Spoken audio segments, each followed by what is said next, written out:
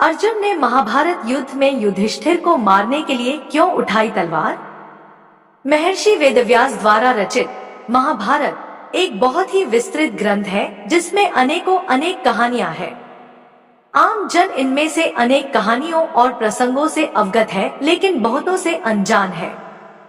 आज हम आपको महाभारत का एक ऐसा ही प्रसंग बताते हैं जब अर्जुन ने अपने ज्येष्ठ भ्राता युधिष्ठिर को मारने के लिए हथियार उठाए थे।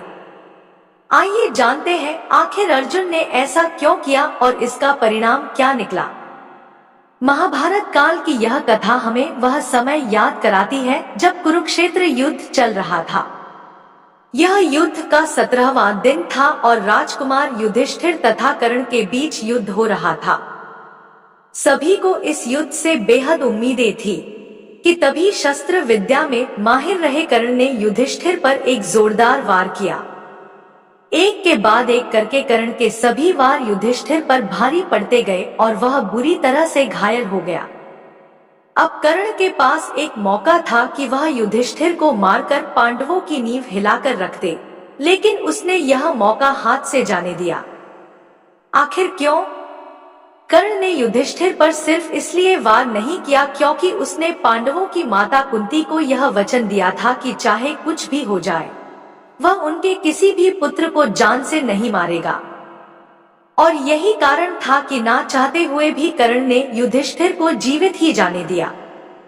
जब अनुज नकुल तथा सहदेव ने अपने ज्येष्ठ भ्राता राजकुमार युधिष्ठिर की यह हालत देखी तो शीघ्र ही उन्हें तंबू में ले गए, जहां उनकी मरहम पट्टी के सभी इंतजाम किए गए। जब तीनों भाई तंबू में थे तो बाकी दो भाई अर्जुन तथा भीम अभी भी युद्ध में शत्रुओं की सेना से संघर्ष कर रहे थे।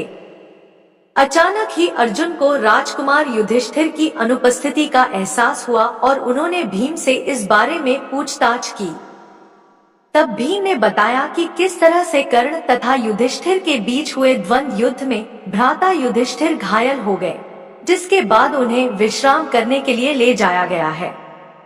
तभी भीम ने अर्जुन से कहा कि वह शत्रुओं को अकेले ही संभाल लेंगे और अर्जुन से आग्रह किया कि वे भ्राता युधिष्ठिर के पास जाएं और उनके स्वास्थ्य का ब्यौरा लें।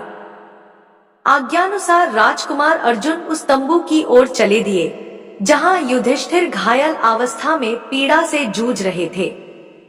तंबू में लेटे हुए युधिष्ठिर ने अचानक ही अपने अनुज को अपनी ओर आते हुए देखा। अर्जुन को देख उनकी खुशी का ठिकाना न रहा। वह समझ गए कि हो ना हो अर्जुन युद्ध में कर्ण पर विजय प्राप्त कर उनके पास खुशखबरी लेकर आ रहे हैं। वह अंदर ही अंदर बेहद गर्व महसूस कर रहे थे कि उनकी इस हालत के लिए जिम्मेदार व्यक्ति को उनके अनुज ने दंड दे दिया है और अवश्य ही अर्जुन ने कर्ण को मार दिया होगा। लेकिन युधिष्ठिर सत्य से अनजान थे। तंबू में प्रवेश करते ही अर्जुन ने ज्येष्ठ भ्राता को प्रणाम किया और उनसे उनके स्वास्थ्य के बारे में पूछा। लेकिन इससे ज्यादा तो युधिष्ठिर इस बात को सुनने के लिए ज्यादा उत्तेजित हो रहे थे कि अर्जुन ने कर्ण को मारा या नहीं। लेकिन तभी राजकुमार अर्जुन द्वारा वहां आने का असली कारण व्यक्त किया गया।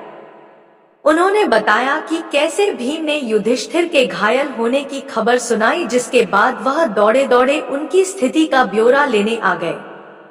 अर्जुन के मुख से सच्चाई सुनते ही युधिष्ठिर अपना आपा खो बैठे। वह सच उनकी भावनाओं को ठेस पहुंचा रहा था। उन्हें ऐसा महसूस हुआ मानो कोई उनके सम्मान को तीर के समान चीरता हुआ जा रहा हो। उन्हें ऐसा महसूस हुआ मानो कोई उनके सम्मान को तीर के समान चीरता हुआ जा रहा हो। वे बेहद क्रोधित हो उठे और बोले, तुम यहाँ केवल मेरे घावों के बारे में पूछने आए हो या फिर उन्हें और कुरेदने आए हो? तुम किस प्रकार के अनुज हो जो अब तक अपने ज्येष्ठ भ्राता के अपमान का बदला नहीं ले सके? युधिष्ठिर के इन कटु वचनों को सुनकर अर्जुन बेहद शर्मिंदा महसूस कर रहे थे, लेकिन युधिष्ठिर का क्रोध शांत नहीं हो रहा था। वे आगे बोले, यदि तुम मेरे लिए इतना भी करने में असमर्थ हो तो तुम्हारे इस गांडीव अस्त्र का कोई लाभ नहीं है। उतार कर फेंक दो इसे। अपने प्रिय गांडीव अस्त्र की निंदा सुनते ही अर्जुन के मुख पर निराशा वाले भाव पल में ही क्रोध के साथ बदल गए।